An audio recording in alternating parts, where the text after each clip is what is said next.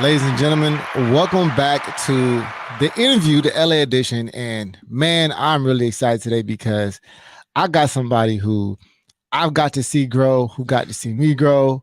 We've gotten to grow together. And at this point, he's pretty much a legend in the streets of Los Angeles for a lot of things. But ladies and gentlemen, we have Go with us. I hope y'all ready for today, man. What's up, man? Thanks for coming through. Thank you, man. I appreciate you having me. Yeah, I reached out, and lucky enough, I have a personal relationship with you that you was able to say, yeah, because earlier, you told me you get a lot of people hitting you up that want interviews, and you tell them no.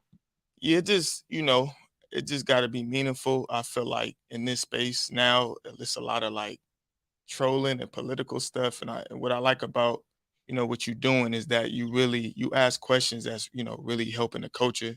People can really learn from, and so that's kind of like that's what kind of made me intrigued to do it because I know like I just know your purpose is greater than just a troll. You know what I'm Oh, saying? appreciate that, man. Well, go ahead, introduce yourself, man. Tell people who you are, where you're from, and what you do. Well, my real name is Gortier. I'm known by Go or Gordy.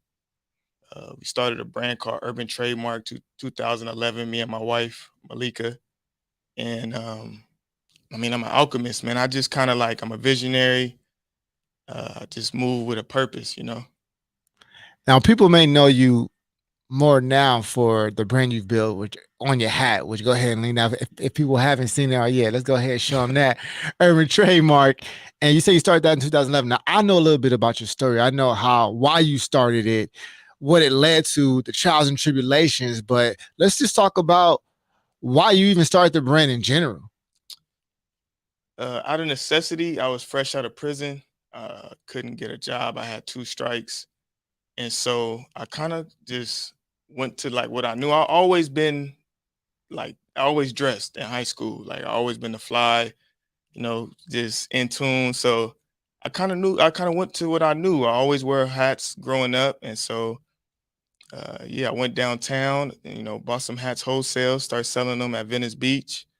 And then one day a police officer said they passed a law saying that you only could sell art on the boardwalk.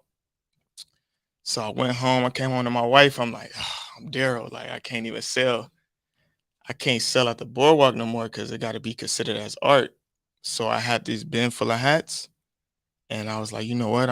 We about to tweak it. Like, let's see what we could come up with. So I ended up going on YouTube and I typed in custom hats just to get like, some ideas and references. And I seen Just Don, he was talking about $1.50 hats and how like back in the day they used to lay python on the hats and they used to call them $1.50 hats because they used to sell them for $150 to all the drug dealers. But then at the same time, I started to see his hats, and he was selling his hats for $400, and they was all Python. So Oh, honey. I'm thinking to myself like, damn, I'm like, first off, like, even if I learn how to do this skill set, like, I don't think off the rip, just starting off, I got a clientele for $400. You know what I'm saying? So I was thinking about it, then it just clicked. Like a lot of times, things, just ideas, I just see vision. So I'm like, you know what? Let me try some fabrics. So the next day we went downtown and we just went to the fabric district and we ended up going to Michael Levine. And then it was like the Matrix because like I just start seeing stuff. I just start seeing patterns on certain hats and just like I don't know, it was just different. So then that was the easy part because then I started seeing what would go on what. But then when we got home, we figured out how to lay the hat one way, but it had the lines in it. And I told Lika like this is weak because it take away the aesthetic of the fabric. Like Mm-hmm. if you got like a print, you want people to see the print.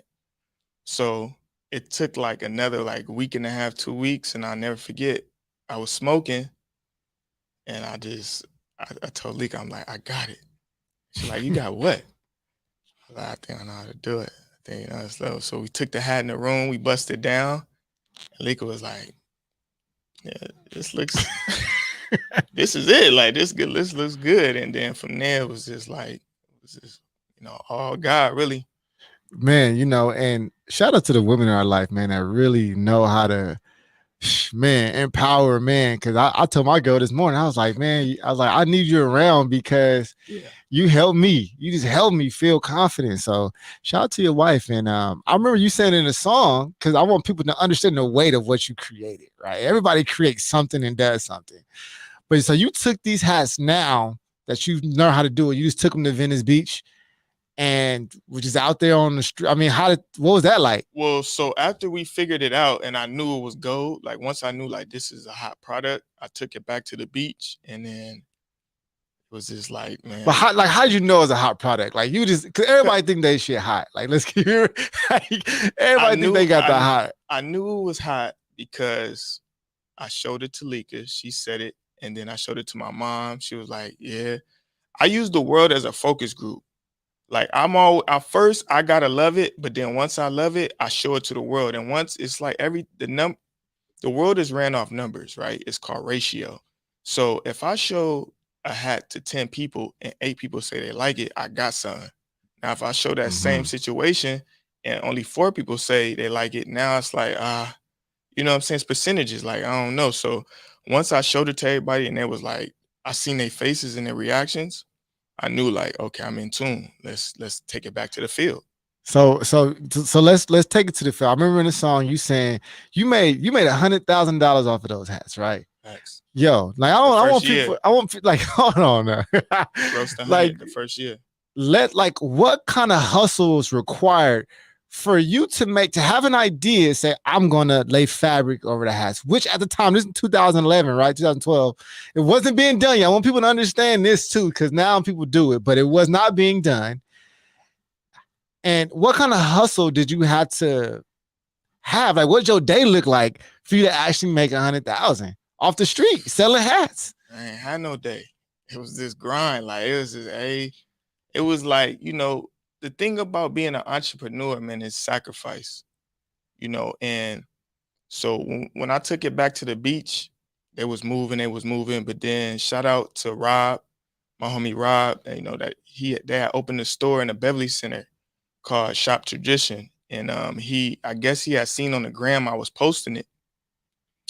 So he was like, bro, I don't know if, you know what I'm saying, like if what it looked like is in person, but I want to see them. Like just bring them up here. And if they look fire, we want to carry them in the store. So I'm like, all right, I'm like, bet.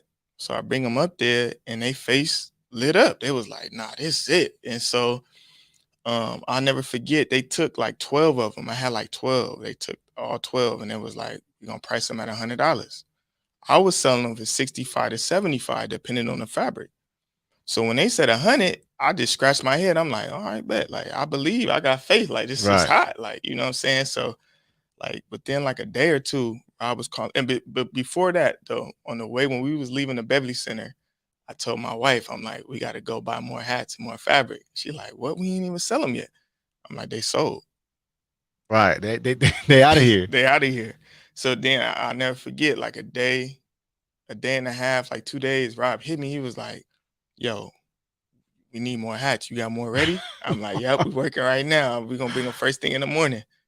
And then, so it's just preparation, man, being ready for the moment. Like I already knew like they was gonna move because they was moving on the boardwalk. So now that you give me um like, a bigger location where I know it's gonna be more foot traffic, it's just common sense that okay, if it's a hot product here, it's gonna be a hot product there.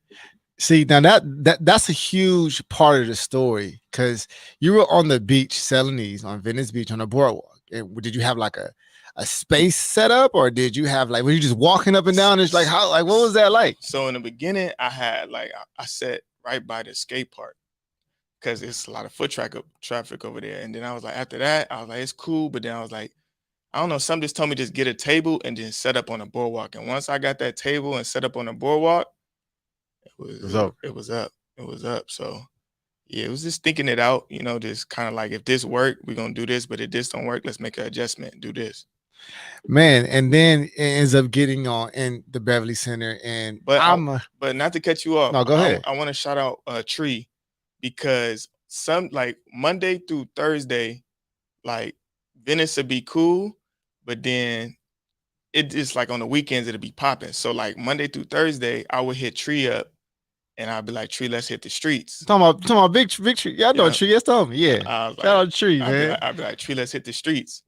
And then everything we sell, I'll just bust it down with him. He'd be like, man, I don't need nothing, man. I'm good. And I'm like, nah. That's what's up. So yeah, that was because it's just like certain spots had their days. So once I figured out like Monday through Thursday it was slow, I was like, I got to hit the streets. You know what I'm saying? Then the weekends, popping. So when you hit the streets, like where did you go? Like where would you be at? Broadway, Fig, laundromats, all through the city. Like Tree will tell you, like you got to interview Tree because we was all through the city, man. And I feel like really grind, like really in the streets. Yeah, really in the streets for real. Laundromats, pulling up on bus stops, just pulling up on people, showing them like, hey.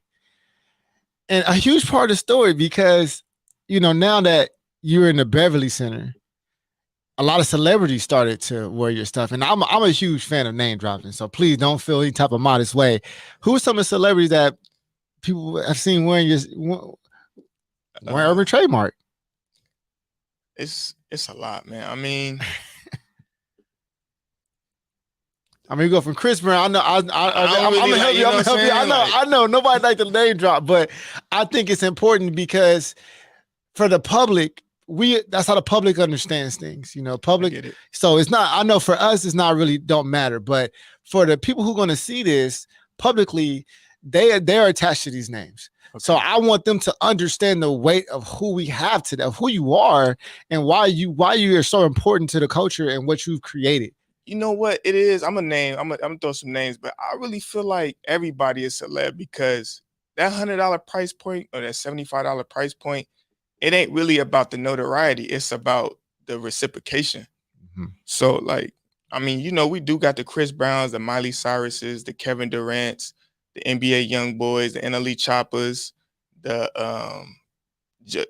Jeremiah's, the NFL. I mean, it's endless. NBA it's just, I mean, just going to Graham. It's PNB R&P to rest in peace to PNB Rock. It's a lot. It's a lot of people, man. It's a lot of people. That's so much that I just sometimes, it's love. I just look at it as love. But I really be feeling like anybody that supports the brand, I look at them all the same because the money is the same. Yeah. You feel me? Anytime you got to go out and work and you spending that working money, to reciprocate it to us, that's the love. Like whether, what I'm saying, you got this fame or you don't got the fame, the dollar is the same. Yeah, it don't matter who's spending it, right? That's real. And I'm glad you said that because some people would get hung up on celebrities wearing their stuff or whatever the case may be, and they think that, oh, I'm on now, and it's like, yeah, that's still just $100. It's a $100 customer. That's all it really is. Yeah, I mean, it's a good feeling. Don't get me wrong. It definitely, because anybody that's like talented, it just show that they see the value in your talent. So it's definitely reciprocated. But at the same time, I don't really hold a bigger value to nobody that's, what I'm saying? It's just, to me, it's just love. You know what I'm saying? Like if you support, it's love. Man, respect. Yeah. Now you're from LA, right? You from Los Angeles. Well, what part exactly around? What's the streets do you I guess hail from? Me, I'm from Inglewood, so is it South Central? Is it Compton? What part of LA? It's just LA because my mom, like, she was on the west side, and then my dad, George Stewart, he would be on the east side. So like, and then through all out my life, my mom was a hustler and my dad was a hustler. So I used to move a lot. Like we'll be over here for a couple of years, then we'll be over here for a couple of years, and if it's lit, then we up over here. So it's really just LA because at some parts I was in Inglewood, certain parts I was on King, certain parts I was, my dad on the other side of Broadway. And so I just feel like I embody LA in general. Yeah. And I asked this question because you well traveled, I'm sure, by this point, and we've been around. We know how different it is everywhere else, and I feel like every place has their advantages and disadvantages. What advantages do you think that you've received because you are from such a place like LA? It's opportunity. The LA has the biggest opportunity as far as like resources and who you can meet and how you can leverage who you meet and how you can build. So other places they have certain like similar things, but here is it's a pool of that. And if you really focus and you in tune and you know what you want, it's endless.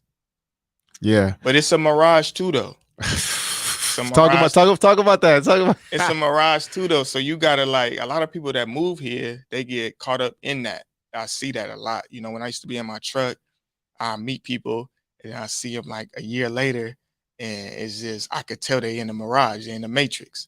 So you gotta understand, like, you gotta find your way in the mirage in the matrix. right, because them palm trees will fool you, like you said. It's a whole nother world going on beneath them palm trees. It's a fact. So disadvantages, like I said, there's also disadvantages from coming from Los Angeles. For everybody has their different reasons, but what would you say what were some of the disadvantages you feel like because that you were given because you're from Los Angeles? A disadvantage that could be is just the lack of not being able to focus because it's so much. So like just as much as that's an advantage, that could be a disadvantage because it's a lot. You know what I'm saying? So that's why you got to really have a plan. Yeah, because I always say LA is from what I've talked to people, it's a lot of landmines here, and avoiding those landmines is probably like you said, there's so many here because there's so much going on here. So there's so many things to get into. Yeah. And you mentioned the truck, which I want to talk about because I think that's a super, super important part of it. And I just remember you talking about it. You was like, man, I'm gonna get an ice cream truck. And I remember you kind of had the plan kind of not fully. You was like, man, if I got to, I sell ice cream on that day. So I thought that was pretty cool. But let's talk about the UTM truck because now that has its own personality, right? Now people recognize the truck, which is once again another outstanding move to separate you from everybody else. What the idea from having a truck and what was the process? Because it wasn't easy. I saw you go through that process of making that truck. What was that like? So the idea kind of came about really when I was locked up in prison. That truck was supposed to be a mobile barbershop. So when I was in prison, I was kind of like, I kind of knew it was gonna be hard for me to get a job because I had 2 strikes, felon. So I was kind of like mapping my comeback. But when I got out, I don't know. I guess the clothes just took off for me. So I was cutting hair a little bit. I was cutting my dad hair, all the old heads. You know what I'm saying? And then I don't know, the clothes was just taking off. And then I just, we opened up a store 2013, and I learned a lot about business, because being in the Beverly Center, I was in a great location, but that location, shout out to Jason. Jason was spending 50,000, I think 50,000 or something like that when he first opened the store On rent on alone, rent. huh? You know what I'm saying? So, Yikes. to offset that, we opened up in Inglewood and we was paying 1,800 a month, right? But after the bills and doing everything, every month I was looking like I went from like just eating, going out eating at nice restaurants every week. We enjoying our time. We just, to now I'm not saying I didn't. It's just about location, man. In LA, you got to pay for location. Like this right here, I commend you because you're in a great location, Keith, but you pay for this. Yeah, And I want the bro. people to know I when bring you, my lunch to work. You know what I'm saying? Like, you know, ain't no eating out. so I want you to know that. So we opened up in Inglewood because at the time we stayed up the street right there. So, me just wanting to try something new, I opened up at that location and I realized like a lot of the people that was supporting me, they wasn't coming to Inglewood. They would go to the Beverly Center and spend that $100, but they wouldn't come to the hood. Yeah. So I was like, okay, once I seen that, like after 5 months in, I'm like, okay, bet. I see what's going on. Cause you know what I'm saying? Cause like it was just, I'll be posting the store on the gram and the same people that I see going in the Beverly Center and spending 100 for the hat. The hat is 75 in the wood. I'm just trying to Right. show love to the community. They're like, nah. So then one time, T-Fly came in, right? And this one it hit me. I had a vision. I'm like, okay, we're gonna have to make an adjustment. T-Fly came in. So he like, these the hats from the Beverly Center. I'm like, yeah, I make them. He like, you don't make those hats. I'm like, I do. I make those. I facilitate the Beverly Center. He's like, nah. So he called his homie. He started showing them pictures and stuff with the whoop, sending them pictures. And then so he like, what made you wanna? I'm like, man, I just wanted to, open a store in the hood in the community. So then what hit me was I ring him up. He buy like 5 hats, right? I tell him the price. He like, and granted, he already bought hats from the Beverly Center. He had Right. like 5 or 6 hats from the Beverly Center that he spent 100 for. Mm-hmm. But now my hats in Inglewood is 75. So when we ring him up, I'm like, he slick at the price. He like, bro, you think you can show me a little love? And I'm like, that's when it hit me. I'm like, the fact that I'm in this location and you able to talk to me and have a verbal conversation with me, you want me to discount the price that you already discounted because you was spending 100. Right. So that's when I realized all the way around location matter, because he just saw the perception that I was in Inglewood.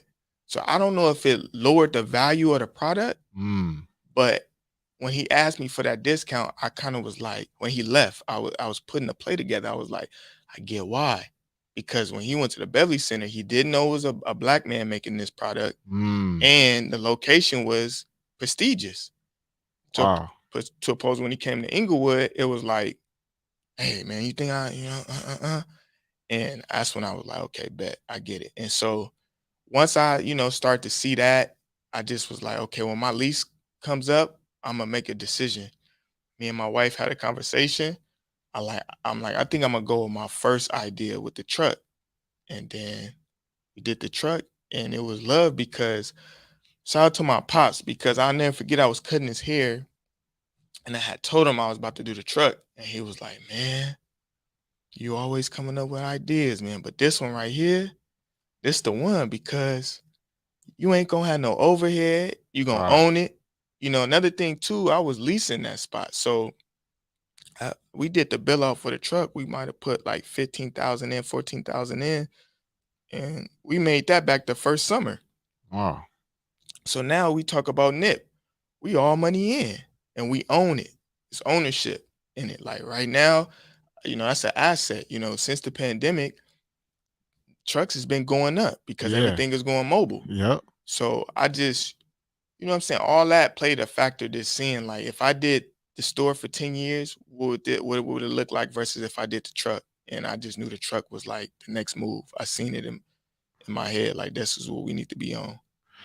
And that's an important story. I mean, an important story that you just shared, because I've even shared my hardships and I've understood people get in the business. They don't, and the only way to learn is to go through it, because where we from, ain't nobody showing us, So I've had to learn, like, overhead is a real thing. It costs to do whatever you want to do. And you decide to go with the truck. And now you hit, you say you put 15,000 in the truck. Why did you have to put 15,000 in the truck? Like, what, like, just for details for people, like what kind of upgrades was you doing? And what kind of truck? So people Because don't understand. It's just not a GMC. it's cut and sewn. That truck is custom. We cut the roof out. First of all, the truck, this alone is a prestigious truck. That truck is right side drive. So just finding the truck was hard. It took a couple months just finding somebody who had the truck. As I had in my mind that Pacific truck. Like I knew I didn't, because I wanted something that wasn't overwhelming the block. I wanted Right, something that I could right. just pull up and it's just, so Because it's not like it's kind of like a small Amazon UPS style truck, right? well, yeah, it's a mail truck. Okay, so it's a But mail truck. but but this truck, they only make this particular size of this truck for only 4 years. So it's a 1984. So this Wow. size is only made for 4 years, and then they got smaller. So I knew I'm tall. My wife is tall, so we needed the height and the length. So I knew I had to go out and search for this truck. And so when we found it, and even then I already knew what customizations I had to do for it to be fitting. So, because I know that when you brought the truck, I remember, I feel like I seen you post on the gram. The truck was not in great condition, right? No, shout out to my uncle Lo and George and Donnie. Um, they was the ones that kind of like helped me see out the vision, man. My uncle Lo, it was like, sometimes, man, being a visionary, like you explain things to people, and I could tell by facial expressions if you could see it with me and if you can't. And my uncle Low, man, he was like, man, he was ready for the challenge. And then shout out to George, because George did all the mechanic work, all the engine work. And then shout out to Donnie, because Donnie was this assistant. Like anytime I hit Donnie, like, yeah, I got you. I'm a helping hand. Like whatever you need. He was putting the play together. So yeah, man. It was just love, man. There's a lot of love in that truck. And now, like I said, the truck, you know, and I'm gonna have to, if I do post as a client, to show a picture of the truck so people really understand. When last time you posted a before and after picture with the truck, man? I want people, I need people to understand what the truck, because I remember you sanding that thing down. I mean, you went to work. I mean, you gutted We it. went to work. Yeah. Everybody, but it was a lot. We gutted it out because it was horrible. It wasn't running. It was missing gas tank. All the parts around the engine was How missing. much did you actually pay for the truck itself? 3,800. Okay. Wow. Wow. Yeah, And I had to fix it all up. yeah. Wow. Man, hey, like I said, we got to post a before and after picture so people can really It was just a understand. shell. That there it was. It It was was just a just a shell. it was just a shell. Like it was to the average person, they would have looked at that was like, what do you? And actually, when we brought the truck back to the house, everybody was looking like, why we had, you know what I'm saying? But I'm like, all right, All yeah, right, I there you see. go, tripping again. Yeah, yeah, all right. Okay, we gonna see. No, that's what's up, man. I wanna talk to you a little bit about the music, because that's something that you then picked up on, and I love the way you approach it, because you approach, I guess, anything now as a form of business. A lot of people do music because, you know, they passionate about it, which is great, or they enjoy it. But the way you approach music, and from what I remember, it's always been from a business standpoint. So I guess what got you into the music, and I just, for reference, I remember I heard Dawes said the reason why he got into music because somebody came to the city and made 60,000 and left, and he was like, "Oh, no way!" And that's why he got into it. Why'd you get into the music? A couple reasons. First, so we had conquered the fashion. Like it was like I feel like as a creative, you supposed to continue to push yourself and elevate and evolve. We had got to the point where the fashion was running. It was doing what it needed to do. And so I never forget. I had went. I, I'm gonna just say this. Shout out to Luxury Tax 50. He used to always support. And I had went one time and we dropped some stuff off. And one of his homies came in. I don't want to do the name drop, but somebody came in. They was like, man, you do music? I was like, nah, I just sell clothes. I do fashion. I sell all that over there. It was like, man, you got the image. You look like, you look like an artist. I'm like, bet, thank you. And then so after that, I was going home, and then I started to see the game change. Like a lot of when I first came in the game, a lot of artists like they didn't have their own brands. Like so, like the Chris Browns, he didn't have Black Pyramid, so he was buying a lot of our stuff, and everybody was buying our stuff. But then I realized that a lot of the artists started just like, nah, we gotta start branding ourselves. So I started to see the game change a little bit. I was seeing that. So one day I was going home and I was like, I seen a Guitar Center. I just pulled in that joint and I took all the bread that I had just came from, making this play. I just invested into equipment. And I just told myself, I'm gonna just have fun and figure it out. So I buy all this equipment and then I'm playing with it for a couple days. Then I hit Kev. I'm like, yo, Kev, I just bought a mic and I'm using GarageBand. Pull up, man. Let's just vibe out. He like, what? You making music? I'm like, yeah. So he pull up. We just started having fun with it. And so in the beginning, it was just, I feel like the clothing wasn't a challenge to me anymore. I needed something. I needed a new thrill. I needed something to push Mm-hmm. me to the next level. And I feel like that the music was just something that was something for me to kind of like challenge myself. And then After doing it after a while, it started, that's just me. It just click in like, okay, this costs money. So we got to have, Right, because now it's costing you. So yeah, it's like, what's we got to ROI. We got to figure out how to, return on our investment. So I started, once I take something serious, it's up. So once I start taking it serious, that's when I start approaching it serious, and it was still always, I always keep it fun, but I just had to make it make sense when I'm having the fun. And so that's really how I look at music. Like it's still a challenge for me because even though we like right now it's up, we're doing very well. It's I still feel like I ain't conquered it yet because so many more components. See, with clothing, I'm just selling me. I'm just like I get fly. So when I create something, I'm just sharing what I would give to the world if I was wearing it. hmm But with music, it's like it's a little bit more variation than that. See, now I want people to really understand too why we talking about music, because there's a lot of people who make music out here, and there's a lot of people who probably quote unquote are more famous than you on a music scale, but you probably make more money than them Come on, off man. your music. Nah, man, I just seen the post, man. You know what I'm saying? Hey, you're to a point where you gotta now you gotta foul that stuff. You know that I mean that's crazy, you know. So, you know, how like what's a different mindset of that? Because you actually make money off of your music, and a lot of people don't. And that's right there separates you from the pack. I mean, like what is that like? Doing good business. I mean, that's simple. Just understanding business. Like, you know, let me just rewind.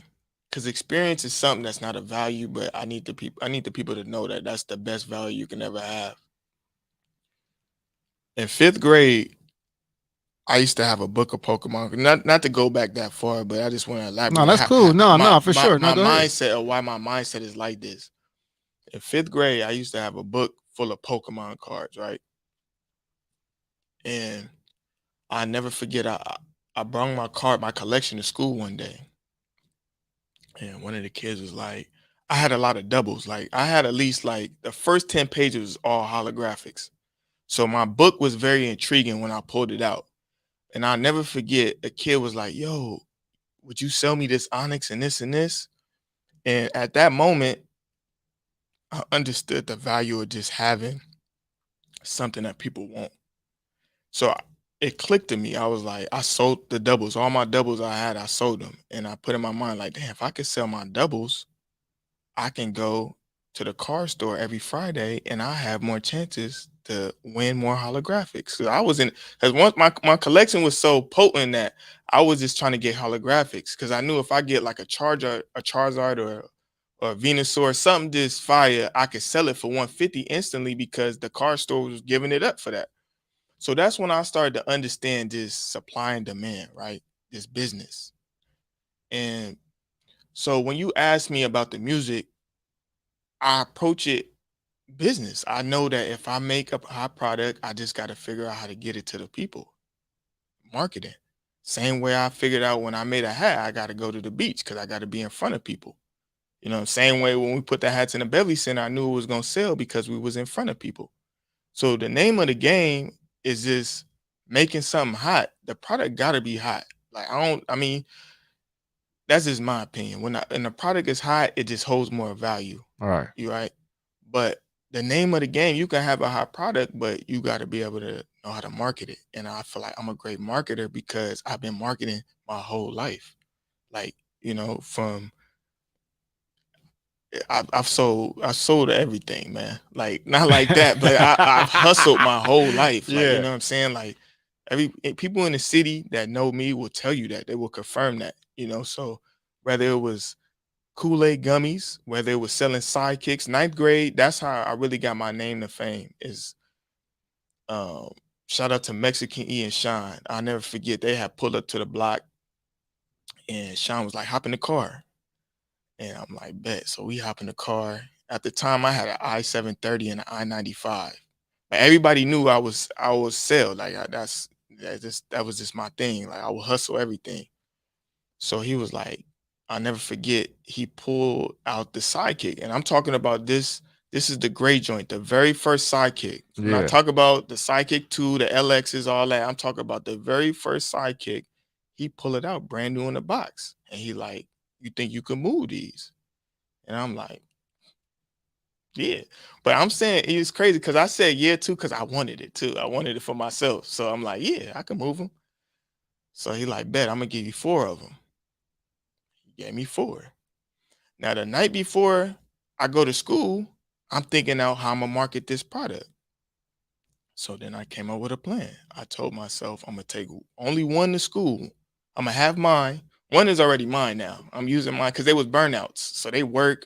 You know what I'm saying? I'm on LL Instant Messenger. You know what I'm saying? It's lit. I'm using it. I'm learning how to use it. So when I do market it, I can show people what it do. Right. So I took one to school. I left the 3 at the house. So I said, I'm not gonna bust it out until lunchtime. I'm gonna wait till I'm sitting on the bench until everybody get their pizzas or whatever, and I'm gonna just and it was up. Like I whipped it out, and then next thing you know, within like 3-4 minutes, it's a crowd around me. What is that? Because I was the only person at the school had it. Right. And so this is even before the Jay-Z And "Excuse Me, and, Miss" and this video and come this is out. what This this before you said it's like 7th grade, you said? no, this ninth grade. 9th grade. This Okay. ninth grade. And so I mean, you know what I'm After that, it saying? was up. It was up, you know what I'm saying? And so once again, that supply and demand. I knew the product was hot. I knew it was hot, but now it's Mhm. like, how do I present the product? You know what I'm saying? And so at the time, everybody was on Boost. Niggas either had Nokias or I-95s or 730s. You know what I'm saying? And so I knew Instant Messenger was hot. Now everybody would go everybody would go home and get on Instant Messenger when they get home, but this has Instant Messenger on it. So I Right. knew that was Right. the marketing sale, like, oh, you know, whoopty whoop. So it's just understanding, man. I tell people like, you know, I can see something and know exactly where we could take it. And that's just come from experience. You know, and I want to say something because I think that most people's problem now, because marketing is mainly everybody use social media. That's it. That's the only way people market things now, right? They Yeah. thinking like, as long as I make an Instagram post, I'm gonna get a million sales, right? That's everybody's thinking, Everybody want to hit the lotto. right? Who hits the lotto? And you understand it from a different perspective, and I think that does give you a leg up because most people can't get that part what you talked about, which is marketing. That's mostly everyone's issue. And you know, I asked you earlier, you know, man, how'd you make 100,000 off of selling hats, you know, in a year? And you said, just in this answer, you said, man, I knew I had to go get in front of people. And anybody listening out there, understand as an entrepreneur, you got to get in front of people. You can't just sit at the house. My man Go was literally in the streets. Shout out to Tree, say he was in the streets with him. And Greedy at some point he was in there with us. Right, everybody, Really you the know? gang, really. Really. So, you know, as we kind of move now into the music, I mean, we moved on to the music and we talked about that. And I will give you credit because I had to call Kevin on it. I said, man, Gordy is a machine, first of all. Gotta be. And you a machine too. Look at this.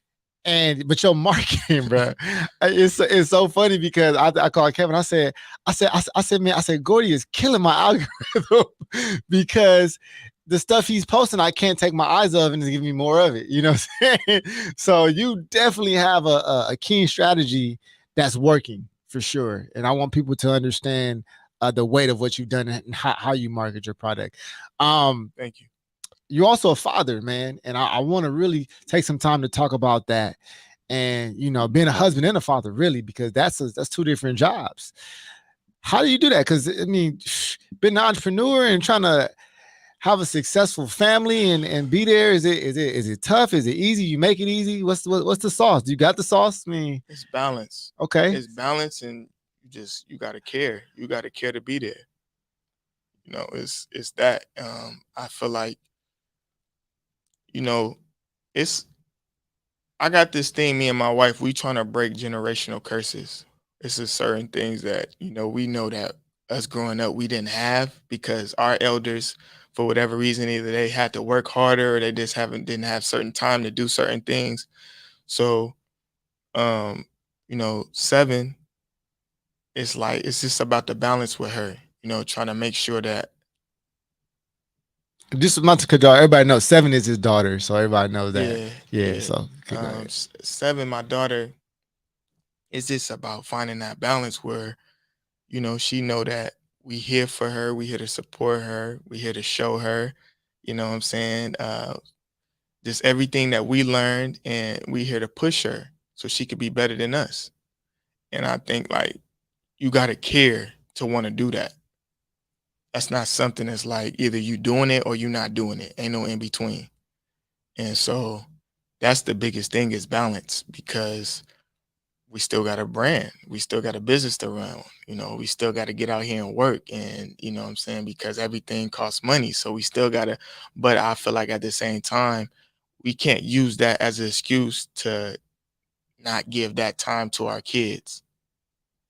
So and then so how do you balance? Do you have like I don't know, like date nights with your wife? Do you got time where you just don't answer the It phone ain't for no nobody it else? ain't no blueprint, man. You just gotta set in your mind that you gotta do it. Cause it's like ain't no blueprint to parenting. We all learn it. But you just gotta like you gotta have a discernment, and you gotta say, you know what, I gotta go over here and get Seven this time. Or I gotta, you gotta mark a day out the week where it's like, okay, we going here, Seven. Something that she could build up to, like, okay, bet. And she can hold you accountable. Well, Dad, we going to the park this week, right? Or we going to this and that, or and that's the best advice I can give to you, is that it's like you just gotta want to do it. You know what I'm saying? It ain't no like certain formula to do it. You just gotta do it. How old is your daughter now? If you mind me asking. She's 5. She's 5. So yeah, you in it. Now we in kindergarten. She got the logic down.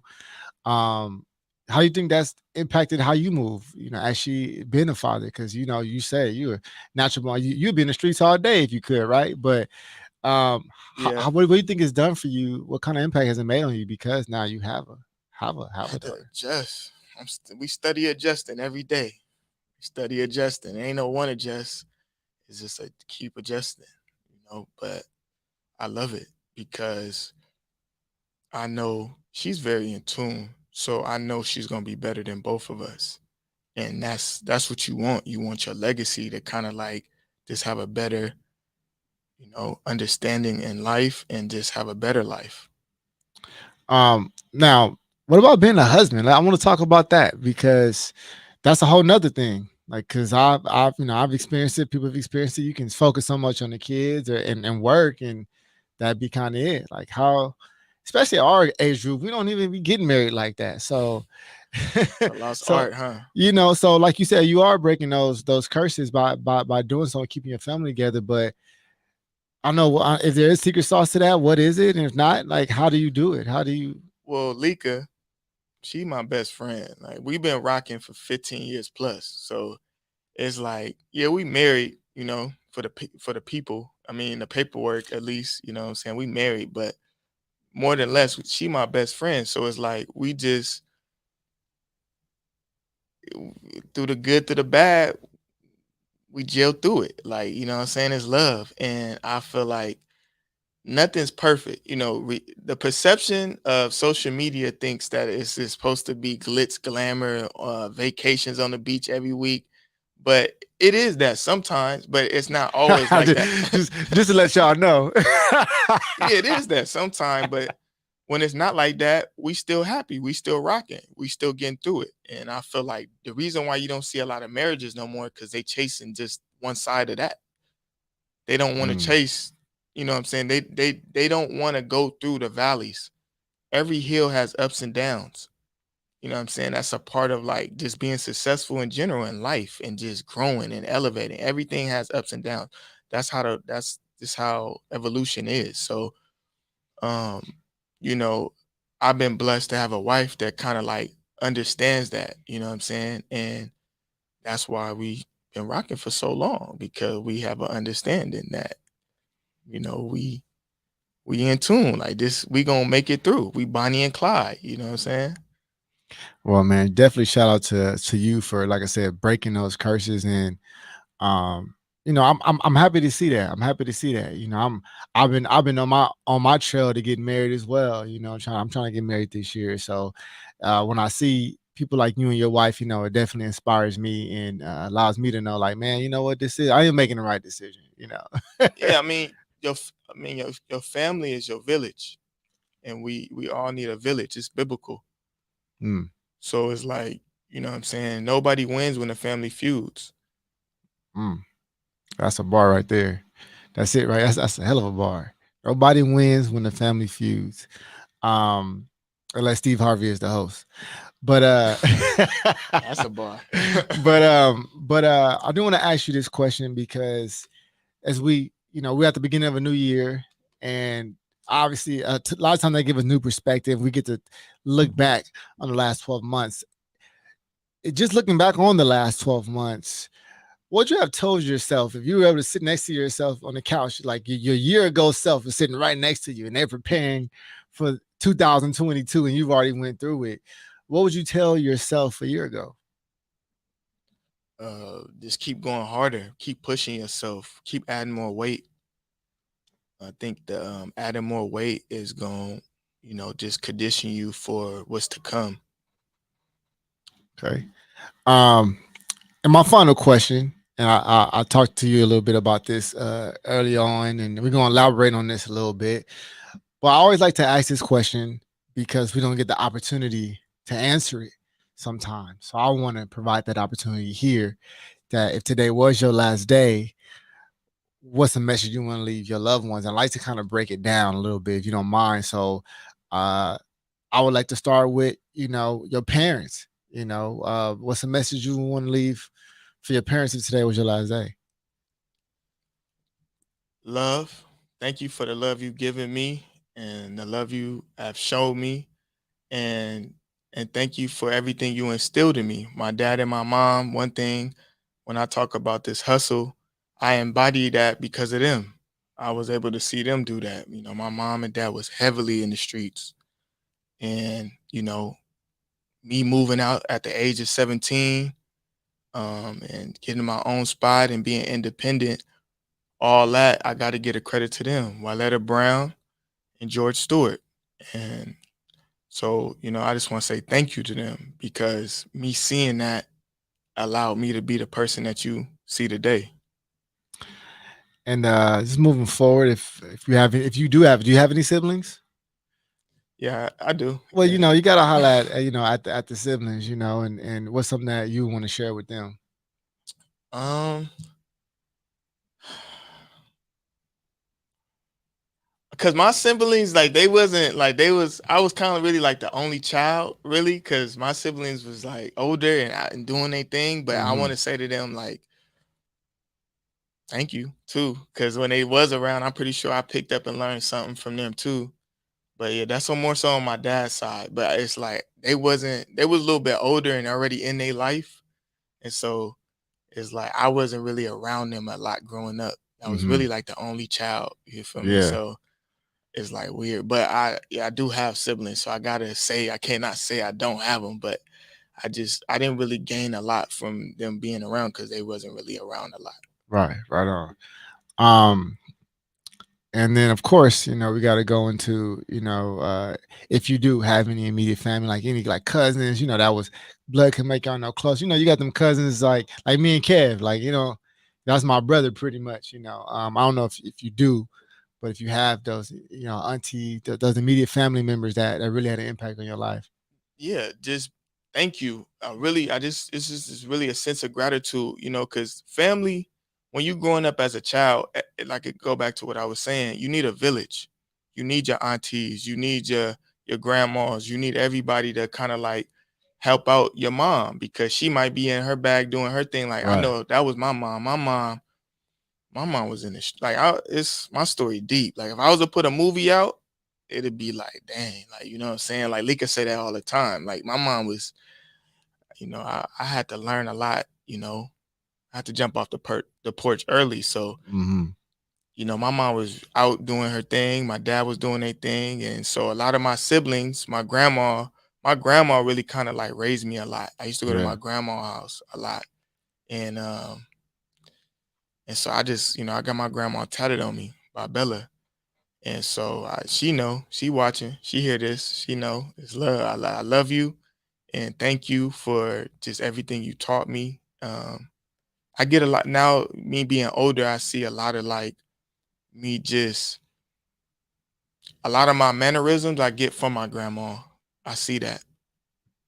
Yeah, it's like shout out to all the '80s babies. I know I spent a lot of time with both my grandmas as well. That just was the times, I guess, and I mean, they was out. They was, grandma was holding it down, man. I don't know what else grandpa at, but grandma was holding it down. you know what I'm saying? So it's like, Yeah. but everybody did their part. It's the village. Yeah, yeah, You know what yeah, I'm for saying? sure. And then of course I want to talk to you about your wife. If this was your last day and you could give her a final message, what would you want her to know? To death do us part. We locked in, and I feel like we have made each other better in so many ways. And she know that, and I tell her that all these things that I'm saying, I tell her that. One thing I do a lot is I use the word love a lot. I tell my daughter I love her every day, every second. And I tell Lika I love her every day, every second, because love is that's what conquers everything. That's the foundation. You know what I'm saying? So, I would just tell her like I love you. She know I love her, and you know, that's it. I don't know. And then Seven, your daughter. What's the message you want to leave her with? This is your last opportunity to leave her with something. Purpose. We gotta find your purpose, Seven. Follow your purpose. You know what I'm saying? Because I feel like once you find your purpose, that's when you can navigate. It's Mm. like, if you we get in a car right now, as long as we got a destination, we can put it in our phone and we're gonna get there the fastest route. That's what your purpose is. You gotta, you know what I'm saying? And you gotta understand in that route, it's gonna be it's gonna be trials and tribulations, but you're gonna have to make adjustments. But you got the destination though. You just as long as you follow that purpose, you can see it out. That's it. So for my daughter, I would just say I want her to find her purpose. Right on. And last but not least, the homies, man, we ain't gotta say my name because there's so many people that, that's in that, but they know who they are, And so like what would you want to let the homies know if today was your last day? Man,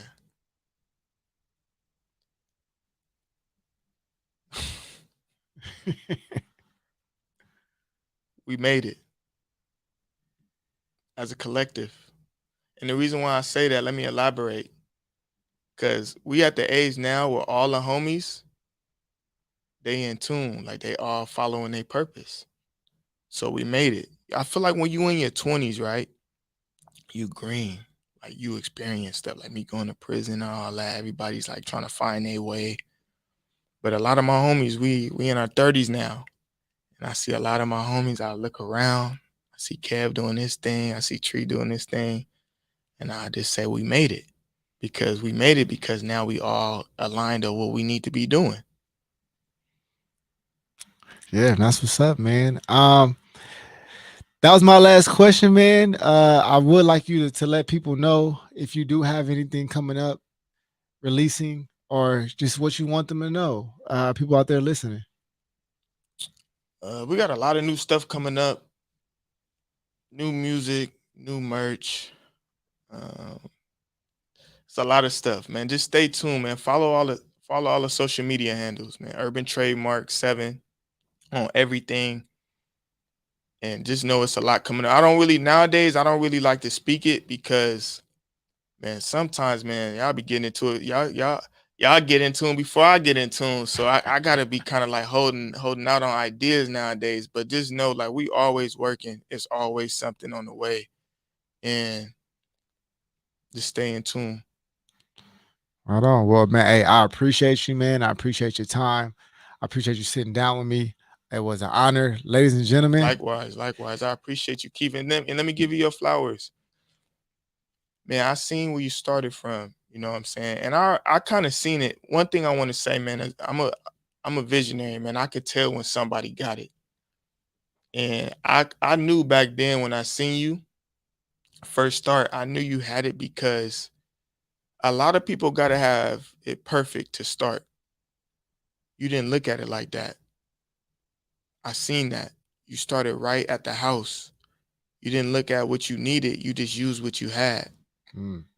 And, I think that was the one thing that stuck out to me to you is that I knew that was gonna be your biggest catalyst. Is that you was just gonna continue to grow off of that. Like, okay, I'm here now.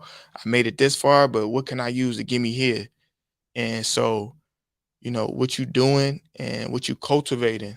Like I said, it's a lot of podcasts that email us to reach out to us, but you asking questions that really help the culture, that inspire the culture. And that's one of the reasons why I want to come on here because I feel like I inspire a lot of people. And I knew you was gonna ask me the right questions for me to allow me to inspire more people. You know what I'm saying? And so I just wanted to give you your flowers, man. Keep doing what you're doing, and it's up. Man, hey, I appreciate those flowers and I accept them as to you as well, man. It's been an honor to watch you build, to watch you grow, to watch every step you make. I mean, we only got so much time. We couldn't get to everything, but I seen the stuff you went through with certain companies, what I'm saying, that didn't have your best interest. Yeah, that And come with the man, game, man. That come I, with I, I the take game. my hat off to you because your grind has been commendable. You've built a life for yourself, given to where you started from, and a lot of people probably would have counted you out. And now those same people who probably would have counted you out gotta look Yeah, up that's to what you. I'm saying. They still You counting know, us out, but but you that's know why we how it do it. is. Well, ladies and gentlemen, go. Appreciate you. Thank you, man. Appreciate you, Keith.